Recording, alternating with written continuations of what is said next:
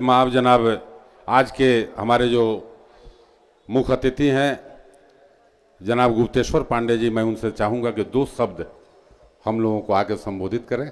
जनाब गुप्तेश्वर पांडे जी।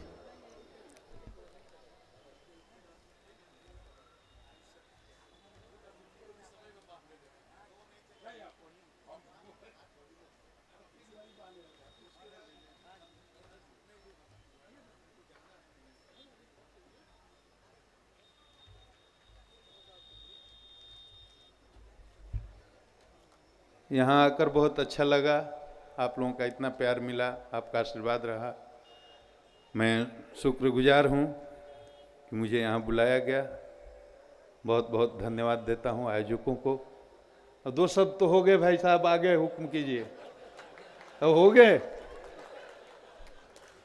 आगे भी कुछ बोलूँ या आदेश है? तो चूंकि संदर्भ हमारे कुमार विश्वास जी यहाँ पर हैं, दुष्यंत कुमार ने एक जगह लिखा है, जिस तरह चाहो बजाओ इस सभा में। जो जहीन लोग हैं सब समझेंगे और सब लोग यहाँ जहीन लोग हैं। जिस तरह चाहो बजाओ इस सभा में, हम नहीं हैं आदमी हम झुनझुने हैं। इतने होशियार लोग हैं बेतिया में, हमको पता ही नहीं था। ये वीरों की धरती है, बलिदानियों की धरती है, त्यागियों की धरती है, तपस्वियों की धरती है, मनुष्यों की धरती है। चंपारण की इस धरती को मेरा कोटिसा नमन प्रणाम। मंच पर हमारे जितने भी माननीय आदरणीय लोग बैठे हैं, मैंने कहा मुझे एक सूची दे दीजिए। सूची देने वाले भाई ने कंजूसी की है। जितने लोगों का नाम लिखा है उतने लोगों को मैं नाम से संबोधित करूंगा, बाकी सम्मान सबके लिए बराबर है। आदरणीय श्री प्रदीप सिंह जी पूर्व विधायक, आदरणीय श्री डॉक्टर NN शाही जी, श्री शंभू तिवारी जी, श्री परमानंद ठाकुर जी, आदरणीय श्री भीष्म सहनी जी, श्री राजन मिश्रा जी, श्री शत्रुघ्न कुशवाहा जी, श्री अनिल झा जी, और हम लोगों के बीच उपस्थित आदरणीय श्री वसीम बरेलवी जी। इनकी शान में मैं जितना कहूँगा वो कम होगा। इतनी बड़ी शख्सियत हैं कि इनके बारे में कुछ भी बोलना सूरज को दीपक दिखाने के समान है। वो हम लोगों के बीच में उपस्थित हैं। कुमार विश्वास, डॉक्टर कुमार विश्वास हमसे उम्र में छोटे हैं, मेरे छोटे भाई की तरह हैं, लेकिन कद इतना बड़ा है कि इनको भाई कह करके हम लोग अपना कद बढ़ा लेते हैं। तो ऐसी बड़ी हस्ती, ऐसी शख्सियत, हिंदी का इतना सशक्त हस्ताक्षर, जिसको देश के कोने कोने में नौजवान हो बूढ़ा हो किसी को बताने की जरूरत नहीं है। आज मैं सर्किट हाउस में आया था, कुछ लोग मिलने आए थे, तो मैंने लोगों से पूछा कि इनका परिचय कराऊं। कहा नहीं नहीं, हमको पता है ये डॉक्टर कुमार विश्वास हैं। तो ये हमारे कुमार विश्वास साहब भी हम लोगों के यहाँ उपस्थित हैं। मुझे जब यहाँ आने के लिए कहा गया, मेरी तबीयत बहुत ठीक नहीं थी और मैं आने की हालत में नहीं था, फिर भी आग्रह हुआ तो मैं यहाँ आ गया। उसके पीछे एक मकसद है। मैं थोड़ा एक माहौल बनाता हूँ, क्योंकि इसके बाद अब शेर व शायरी का दौर शुरू होने वाला है। दरअसल हम लोग पुलिस वाले हैं, हम लोगों को ट्रेनिंग दी गई है लाठी चलाने की, गोली चलाने की। और अब हमारी हालत यहाँ वैसे ही हो रही है। जनाब वसीम बरेली साहब हैं, डॉक्टर कुमार विश्वास हैं, और भी बहुत लोग हैं जहीन लोग, जैसे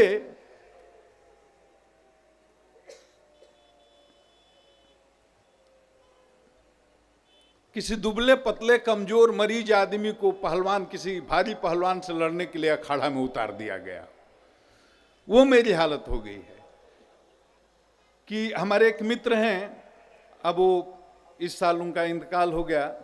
उनको आप लोग जानते होंगे, श्याम सुंदर गुप्ता। वो कलकत्ता में रहते थे, एक बार कलकत्ता के मेयर भी हुए थे। बड़ी शख्सियत थे, बिहार के सारे लोग उनके यहाँ जाते थे, क्योंकि उनके बड़े बड़े अधिकारियों से, बड़े बड़े नेताओं से संबंध थे, सबकी मदद करते थे।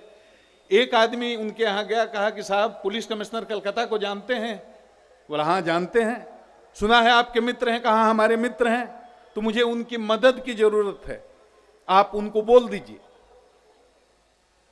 तो गुप्ता जी ने कहा कि कोई बात नहीं, हमारे मित्र हैं, हमारा रेफरेंस देना, जाओ तुम्हारा काम हो जाएगा। वो आदमी गया, पुलिस कमिश्नर से मिला, गुप्ता जी का रेफरेंस दिया, पुलिस कमिश्नर ने ध्यान से सुना, बोला काम क्या है? उसने कहा मुझे लाइसेंस चाहिए। क्या चीज के लिए? तो राइफल का, बंदूक रखने का। तो उन्होंने कहा कि साबित करो कि जेंटलमैन हो। उसने कहा साहब कोई मुकदमा नहीं है मेरे खिलाफ, मेरा रेपुटेशन भी खराब नहीं है, कभी जेल भी नहीं गया हूं, तो मैं जेंटलमैन हूं। लेकिन पुलिस कमिश्नर ने कहा ठीक है, आप पर केस नहीं हुआ, मुकदमा नहीं हुआ, आप जेल नहीं गए, आपकी कोई शिकायत नहीं है, थाना में रिकॉर्ड में आपके खिलाफ कुछ नहीं है, लेकिन इससे ये कहां साबित होता है कि आप जेंटलमैन हैं? बेचारा हताश लौटा गुप्ता जी के यहाँ, कहा कि ये आपका पुलिस कमिश्नर जो मित्र है वो पागल है। कहा क्यों पागल है?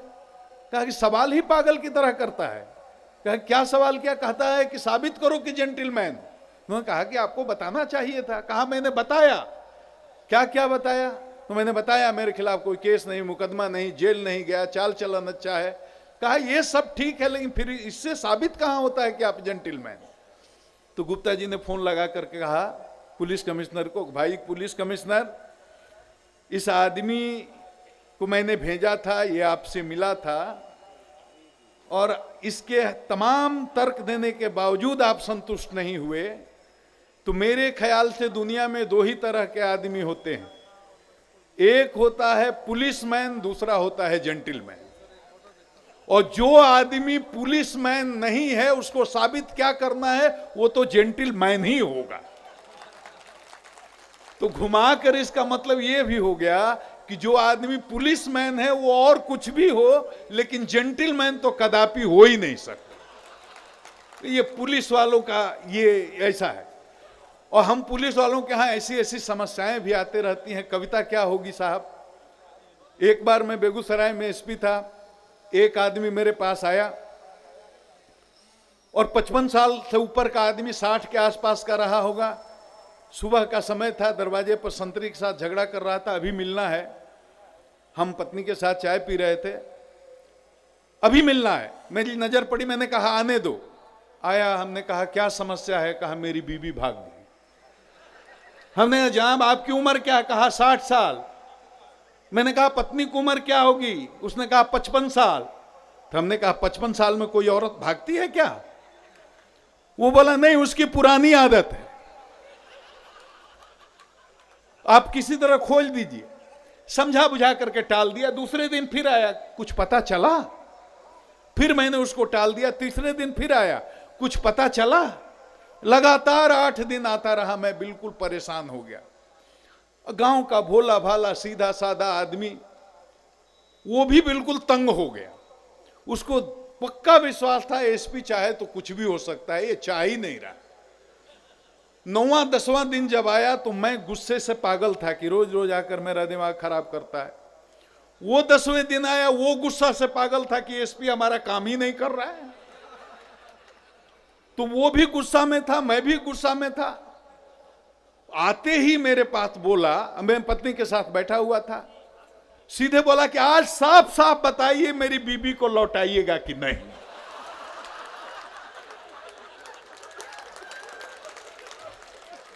सही बात है, आप सुनिए। बोला कि आज साफ साफ बताइए मेरी पत्नी को लौटाइएगा कि नहीं। अब जब ये बात मेरी पत्नी ने सुना,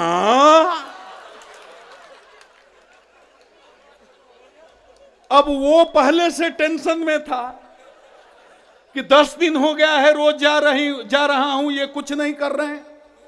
मैं टेंशन में था कि रोज रोज आकर के माथा खा रहा है। 2 आदमी पहले से टेंशन में थे, और जैसे ही बोला मेरी बीबी को लौटाइएगा कि नहीं, तो मेरी पत्नी 4 गुना टेंशन में आ गई। अब जब वो टेंशन में आई, उसका चेहरा मैंने देखा, तो मैंने कहा कि ये तो बेवकूफ बिना मतलब के मेरा दाम्पत्य जीवन खराब कर रहा है। मैं और टेंशन में आ गया। लेकिन वो सुनने वाला नहीं था। कह रहा है मेरी गैया कौन खिलाएगा, मेरा गोबर कौन पाथेगा, मेरा खाना कौन बनाएगा, सब काम मेरा बंद है।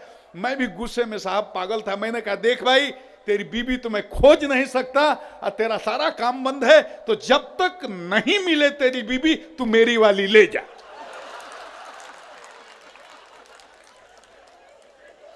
और सही बात है साहब, ये हंसने की बात नहीं है।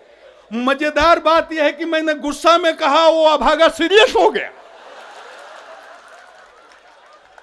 मैंने ये बात गुस्से में कही। वो गांव का भोला भाला आदमी, अभी मैं कह रहा हूं कितने भोले होते हैं लोग गांव में। मैंने गुस्से में कही, जब तक तेरी बीबी नहीं मिल जाता जाती मेरी वाली ले जा। वो सीरियस हो गया, मेरी पत्नी को ऊपर नीचे देखने लगा। साहब गोरी चिट्टी है, सुंदर है देखने में, लगता है 1 मिनट के बाद निर्णय लिया, उसको पसंद आ गई। और बड़े भोले अंदाज में उसने अपनी भाषा में कहा, जी मालिक सही में हमारे साथ चल तू। अब जो बोले, मेरे पत्नी घर में दौड़ी की बंदूक लाओ, इसको भी मारेंगे तुमको भी मारेंगे। तो ये पुलिस वालों के साथ ये हादसे होते रहते हैं साहब। मेरी तबीयत खराब थी, आंख में इन्फेक्शन है, दाढ़ी नहीं बनाया, घर में सूतक हो गया है, आना नहीं चाहता था। दिल्ली से मेरी पत्नी ने 6 बार फोन किया, जा रहे हैं कि नहीं बेतिया? अरे भाई तबीयत खराब है। अरे जाइए ना, आप तो बहुत आलसी होते जा रहे हैं। तो मैंने कहा अरे छोड़ो, अब एक छूट ही जाएगा तो क्या। नहीं नहीं जाइए, गाड़ी में जाना है, पैदल जाना है, जाइए। साहब आपको भी आश्चर्य हो रहा है पत्नी क्यों जोर दे रही थी। उसको मालूम है कि जहां मुशायरा कवि सम्मेलन में जाता हूं एक चादर मिलती है। इसी चादर के लिए मेरे को यहां भेज दिया। ताली बजाइए, अच्छा लगता हो तो भाई। और इतना ही नहीं है, चादर मिलने के बाद जैसे यहां ये सम्मेलन खत्म होगा, वो जगी होगी, जैसे मैं उतरूंगा उसका फोन आएगा, पूछेगी चादर का क्वालिटी कैसा है। अगर मैंने कह दिया 200 रुपए वाली की है, 200 रुपए वाली चादर है, 250 रुपए वाली है, तो आयोजक की तो मां बहन इतनी गालियां देगी, बेकार आपको भेजा। ऐसे लोग हैं आजकल, लोग नालायक हो ही गए हैं, कुछ नहीं सोचते, इतना दूर से गए, फेंक दीजिए। तो मैं ये इसलिए सुना रहा हूं कि हमको चादर की क्वालिटी पर बहुत शक है। अगर मेरा दाम्पत्य जीवन सुखी देखना चाहते हैं तो अगली बार से जब कभी आऊं तो थोड़ी महंगी चादर हमको दे। वैसे भी मैं बताने नहीं जा रहा हूं कि 200 वाली मिली है, मैं उसको बोलूंगा कि 2000 की मिली है, तब आपका बहुत जिंदाबाद करेंगे। सज्जनों में क्यों आता हूं मैं आपको बता रहा हूं। ऐसे मौके पर जब कभी मुझे बुलाया जाता है, मेरा सिर्फ एक मकसद होता है। मैं ये नहीं सोचता किसने बुलाया और क्यों बुलाया। मैं सिर्फ एक मकसद से आता हूं कि इतनी भारी संख्या में जो आवाम आएगी, जनता जुटेगी, तो उसके सामने मैं अपनी बात रख सकूंगा। मुझे बड़ी पीड़ा होती है। आप बताएं, छोटी सी बात, इसमें कोई फिलॉसफी नहीं है, इसमें कोई दर्शन नहीं है, इसमें कोई भी गंभीर बात नहीं है, साधारण सीधी सच्ची बात है। जिसने इस पृथ्वी को बनाया, जिसने चांद बनाए, सूरज बनाया, तारे बनाए, हवा बनाई, पानी बनाया, जिसने हमें बनाया, आपको बनाया, वो बनाने वाला इस पूरी कायनात को, वो खुदा, वो भगवान अल्लाह कभी दो हो सकता है क्या? कभी हो सकता है क्या? अगर ऐसा होता कि हिंदू का भगवान अलग, मुसलमान का भगवान अलग, सिख का भगवान अलग, ईसाई का भगवान अलग, तो हजारों जातियां हैं, सैकड़ों मजहब हैं, इतने भगवान हो जाएंगे कि रोज भगवान लोगों में मारा मारी होगा, हम लोगों को गुहार में जाना पड़ेगा अपने अपने भगवान के लिए। भगवान तो दो हो ही नहीं सकता। इबादत के तरीके अलग हो सकते हैं, लेकिन भगवान दो हो नहीं सकता। मैं एक जगह सुना रहा था, एक जगह क्षत्रियों का सम्मेलन हो रहा था, एक हमारे मित्र ने कहा आप विशिष्ट अतिथि के रूप में चलिए। मैंने कहा क्षत्रियों के सम्मेलन में पंडित हूं, मैं जाकर क्या करूंगा? उन्होंने कहा नहीं नहीं, विशिष्ट अतिथि के रूप में आपको बुलाया गया है, जाना चाहिए। मैं गया, बड़ा सुंदर भव्य सम्मेलन था, बहुत अच्छी अच्छी बातें हो रही थी। एक राम जी का बड़ा आदम का चित्र भी लगाया हुआ था मंच पर। कार्यक्रम बहुत अच्छे ढंग से चला, समापन हुआ तो मैंने अपने मित्र से पूछा, कि राम जी का फोटो क्यों लगाया था क्षत्रिय सम्मेलन में। उन्होंने कहा बड़े भोले हो आप। हमने कहा क्यों, क्या इतना भी नहीं आपको मालूम कि राम जी क्षत्रिय थे? तो मैंने कहा भैया अपने हिंदुओं की बात कह रहा हूं, मुसलमानों में तो फिर भी एक है, एक खुदा है, सब उसके बंदे हैं, लेकिन हिंदुओं में तो 33 करोड़ देवता हैं, लेकिन मुख्य रूप से मुख्य देवता राम जी हैं, कृष्ण जी हैं। तो अगर राम जी को क्षत्रिय लोग ले लें, कब्जा कर लें, कृष्ण जी पर जादव लोग कब्जा कर लें, तो हजारों जातियां हैं बिना भगवान के हो जाएंगे। उनका भगवान कौन हो? क्यों काली जी किस जाति की हैं पता ही नहीं, हनुमान जी किस जाति की पता ही नहीं, दुर्गा जी की जात पर अनुसंधान हो रहा। तो हम अपने विचार से, अपनी छोटी भावनाओं से भगवान के कद को भी अपने बराबर कर लेते हैं, छोटा कर देते हैं। सबसे दुनिया का सच्चा रिश्ता यह है कि हम एक जगह से आए हैं, एक ने हमें बनाया है और एक ही जगह जाना है, और इसलिए हम आपस में भाई भाई हैं, हिंदू हो मुसलमान हो। इसलिए मैं कभी नहीं हूं, कुछ लिखता नहीं हूं, कुछ इधर से चुराता हूं, कुछ उधर से उठाता हूं, और आप ही की बात, आप कवियों की बात मैं आप तक पहुंचाता हूं कि हवेली झोपड़ी सबका मुकद्दर फूट जाएगा।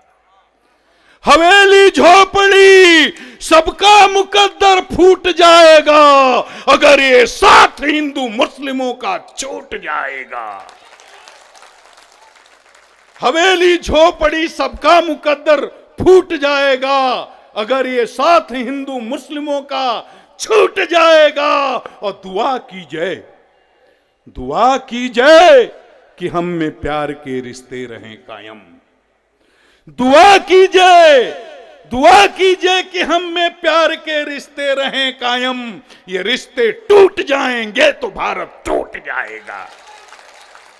जौहर भाई ने कहा है, मैं कभी कभी जवाब के अंदाज में कहता हूं, पानी दे देना, कि हवेली झोपड़ी सबका मुकद्दर कैसे फूटेगा। हवेली झोपड़ी सबका मुकद्दर कैसे फूटेगा। लुटेरा लूटने आएगा भी तो कैसे लूटेगा। अरे हजारों मस्जिदें तोड़ो या मंदिर जला डालो, मिला है दिल से अपना दिल तो भारत कैसे टूटेगा। मिला है दिल से अपना दिल तो भारत कैसे टूटेगा। और जौहर भाई की वसीम बरेली जनाब बैठे हुए हैं, वसीम बरेली साहब भी, कुमार विश्वास साहब भी ये सुनते रहते होंगे। मैं भी कहीं कहीं जाता हूं, इनकी सोहबत में सुन लेता हूं। मैं अपने ढंग से थोड़ा तब्दीली करके उस बात को कहता हूं। जौहर भाई की ये शेर है कि कलश है पहचान ओ मीनार इसकी शान है। कलश है पहचान ओ मीनार इसकी शान है। नाज है हमको कि अपना मुल्क हिंदुस्तान है। कलश है मीनार है, कलश पहचान ओ मीनार इसकी शान है। नाज है हमको कि अपना मुल्क हिंदुस्तान है। और मर के भी इससे हमारा रिश्ता टूटेगा नहीं। मर के भी इससे हमारा रिश्ता टूटेगा नहीं। हम है इस मिट्टी की धड़कन, ये हमारी जान है। और जो अकलियत के भाई हैं उनके लिए मैं कहता हूं, जो हिंदू भाई यहां हैं, जौहर भाई की ये शेर है बहुत खूबसूरत। मैं उसको उलट करके अपने काम लायक बना करके इसको बोलता हूं कि मिलेगी मंजिले मकसूद ये ईमान रखते हैं। जनाब वसीम बरेली साहब के लिए कह रहा हूं और तमाम अकलियत के लोग जो हैं उनके लिए कह रहा हूं कि मिलेगी मंजिले मकसूद ये ईमान रखते हैं। ये अपनी रहनुमाई के लिए कुरान रखते हैं। मिलेगी मंजिले मकसूद ये ईमान रखते हैं। ये अपनी रहनुमाई के लिए कुरान रखते हैं। और वफादारी वतन से हो यही इस्लाम कहता है। वफादारी वतन से हो यही इस्लाम कहता है। ये अपने दिल के हर गुस्से में हिंदुस्तान रखते हैं। ये देश ये हिंदुओं का है, मुसलमानों का है, सिखों का है, ईसाइयों का है। यह देश उस एक एक इंसान का है जो यहाँ की मिट्टी में पैदा हुआ है और यहाँ की हवा में सांस लेता है। हम सबका ये हिंदुस्तान है, हम सबका ये देश है। और जब हम सब मिलजुल करके रहेंगे आपस में मोहब्बत के साथ, तभी ये देश तरक्की करेगा। और क्या बात है, हमारी आपसी एकता, हमारा अपना सद्भाव जब रहेगा, कहते हैं यूनान मिस्र रोमा सब मिट गए जहां से, यूनान मिस्र रोमा सब मिट गए जहां से, कुछ बात है कि हस्ती मिटती नहीं हमारी। ये हमारी हस्ती क्यों नहीं मिटी और क्यों नहीं मिटेगी? इसलिए कि ऐसी मिट्टी है यहाँ की, इस मिट्टी में इतनी जान है कि यहाँ जो भी है सबको अपने आप में समेट लेती है। तो हिंदुस्तान की जो सभ्यता और संस्कृति बनी है, इसको बोलते हैं सामासिक संस्कृति। हम सब लोगों को मिला करके, अलग अलग प्रांत हैं, अलग अलग देश हैं, अलग अलग जुबानें हैं, अलग अलग मजहब हैं, अलग अलग रीति रिवाज हैं, लेकिन इसके बावजूद पूरा हिंदुस्तान, ये मुल्क एकता, सांस्कृतिक एकता के सूत्र में पिरोया हुआ है। और इस हिंदुस्तान को अगर वाकई दुनिया का गुरु बनाना है, अग्रणी बनाना है, मुस्कुराता हुआ हिंदुस्तान बनाना है, तो हम लोगों को आपस में मिलकर के रहना होगा। मैं एक छोटी सी जज्बात हमारे दिल में आ रहा है, उसको कह करके 1 मिनट में समाप्त करता हूं। जहां मौका मिलता है मैं एक मिसाल के तौर पर करता हूं। अकलियत की एक बुढ़िया, 4 बेटे फौज में, चारों बेटे मारे गए एक एक करके। पहले बेटे के मारने की सूचना आई, बुढ़िया हंस हंस करके मिठाई बांट रही है। 4 दिन बाद दूसरे बेटे के शहीद होने की सूचना आई, बुढ़िया हंस हंस करके मिठाई बांट रही है। तीसरे बेटे की मरने की सूचना आई, तब भी बुढ़िया हंस रही है। और चौथा और आखिरी बेटा भी जब सरहद पर शहीद हुआ और सूचना आई, तो बुढ़िया छाती पीट पीट कर रो रही थी। लोगों को बड़ा आश्चर्य हुआ। पहले सोचा बुढ़िया पगली हो गई। अब चौथे बेटे के आने के बाद, मरने की सूचना आने के बाद जब बुढ़िया रोने लगी, तो लोगों ने पूछा, 3 बेटे मारे गए, शहीद हुए, हंस हंस करके मिठाई बांट रही थी, पागल, ये चौथा बेटा मारा गया, रो रही हो। क्या यही बेटा तुमको प्रिय था? क्या इसी के लिए तुम्हारे दिल में दर्द था या है? बुढ़िया ने जो जवाब दिया सुनकर आपके रोंगटे खड़े हो जाएंगे। अकलियत की बुढ़िया कहती है, नहीं रे पगले, मैं इसलिए नहीं रो रही कि मेरा चौथा बेटा भी शहीद हो गया, मैं तो इसलिए रो रही हूं कि मेरे पास कोई शहादत के लिए भेजने के लिए, शहीद होने के लिए, सीमा की रक्षा के लिए भेजने के लिए मेरे पास कोई 5वां बेटा नहीं है। बात जज्बाती है, लेकिन ये देश की सरहद आज सुरक्षित है तो इसलिए कि हर जात और हर मजहब के लोगों ने इस सरहद की हिफाजत के लिए अपना लहू बहाया है। तब ये देश आज बचा है और तभी ये बचा रहेगा जब तक हम आपस में एक रहेंगे। अगर आपस में हम लड़ते रहेंगे, कटते रहेंगे, मरते रहेंगे, हिंदुस्तान कहता है, लोग बचपन से सुन रहे हैं, पाकिस्तान से खतरा है, कश्मीर ले लेगा, कश्मीर ले लेगा। मैं कहता हूं ये सुनते सुनते तो मेरी उम्र 55, 56, 57 साल की हो गई। कश्मीर कौन ले लेगा? कश्मीर तो सदियों से है हमारा अंग। यह नहीं सोचो इसे छांट दिया जाएगा। कई बार उनके टुकड़े तो हम कर चुके, फिर कई टुकड़ों में बांट दिया जाएगा। कश्मीर तो है सदियों से हमारा अंग, यह नहीं सोचो इसे छांट दिया जाएगा। कई बार उनके टुकड़े तो हम कर चुके, फिर कई टुकड़ों में बांट दिया जाएगा। और ये वीरों की धरती है, कायरों का खेत नहीं।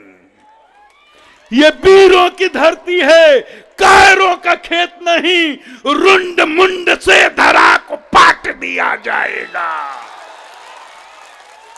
ये वीरों की धरती है, कायरों का खेत नहीं। रुंड मुंड से धरा को पाट दिया जाएगा। और कश्मीरी फूल को लगाया बड़े प्यार से है, हाथ जो बढ़ाएगा तो काट दिया जाएगा। वतन परस्ती इसी को कहते हैं। जब सरहद पर जंग छिड़ती है तो केवल हिंदू नहीं लड़ते, हिंदू लड़ते हैं, मुसलमान लड़ते हैं, सिख लड़ते हैं, ईसाई लड़ते हैं, हर जात और कौम के लोग लड़ते हैं। हम सबका ये हिंदुस्तान है और जब तक हम आपस में मिलकर रहेंगे, कोई माई का लाल और किसी की मां ने दूध नहीं पिलाया कि हिंदुस्तान की सरहद पर अपना पैर रख दे। इसलिए आपसी एकता जरूरी है और इस आपसी कौमी एकजुटता के लिए जो आप लोग ऐसा कार्यक्रम कर रहे हैं, ये बहुत ही कामयाब हो और ये रंग लाए, आपस में प्रेम बढ़े, सद्भाव बढ़े, भाईचारा बढ़े, हम एक हों, सांप्रदायिक सद्भाव बढ़े और मिलजुल करके हम देश को मजबूत बनाएं। इन्हीं शुभकामनाओं के साथ मुझे बुलाने के लिए आयोजकों को बहुत बहुत धन्यवाद। और चंपारण की इस वीरों की धरती, बलिदानियों की धरती, शहीदों की धरती, तपस्वियों की धरती, मनुष्यों की धरती और चंपारण के जितने लाल यहाँ आए हुए सबको मेरा बहुत बहुत प्रणाम। और विशेषकर नौजवानों को कह रहा हूं, सांप्रदायिक सद्भाव चुनौती है, देश की एकता को बनाए रखना चुनौती है और नौजवान अगर आगे आए तो ये चुनौती का मुकाबला कर सकते हैं। तो मैं आपका आह्वान करता हूं, आपको ललकारता हूं, क्योंकि आप ये काम कर सकते हो। कमंद चांद सितारों पे डाल सकते हो, कमंद चांद सितारों पे डाल सकते हो। तुम नौजवान हो, तुम चाहो तो समुंदर की तहों को खंगाल सकते हो, कमंद चांद सितारों पे डाल सकते हो, तुम समंदर की तहों को खंगाल सकते हो। अरे तुम्हारे औकात का अंदाजा कोई क्या लगाएगा, तुम्हारी औकात का अंदाजा कोई क्या लगाएगा। तुम चाहो तो पत्थर से दरिया निकाल सकते हो, दरिया निकाल सकते हो। इसलिए नौजवानों जगो, इस आपसी प्रेम का, सद्भाव का मसाल लेकर के आगे समाज का नेतृत्व करो। चंपारण की धरती से ये कौमी एकता का पैगाम पूरी दुनिया में जाए, हिंदुस्तान कोने कोने में जाए, यही मेरी कामना है। आप सबों को मेरा बहुत बहुत प्रणाम, वंदन, सलाम, आदाब।